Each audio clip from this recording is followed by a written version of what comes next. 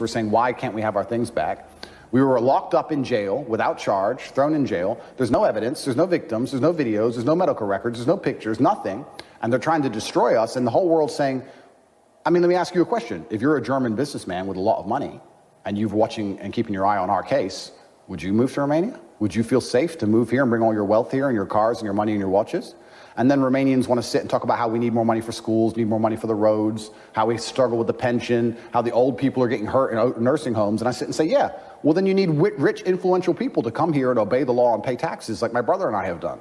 But because there's a few very over-ambitious DCOT prosecutors, you've now destroyed Romania's image to the point where for the next 10 years, nobody with money wants to move here. So what have we achieved? What has Romania achieved? We've achieved nothing. We've saved nobody. There's no victims. You've put 2 innocent brothers in jail. You've damaged your international reputation. You prevented people wanting to invest in the country. What's been the end goal of all of this? It's pretty sad, really, for Romania and for us. And my brother and I love this country. You are talking now a little bit like a politician. But are you going into Romania and Romania's politics? Are you going into politics? I mean, I'm not too versed on Romanian politics, but I will say that any politician or any of the political parties which stick with conservatism and faith and God and protecting the youth from these new dangerous ideologies is a politician that I will get behind and support. I like the idea of, I guess, traditionally right-wing conservative politics.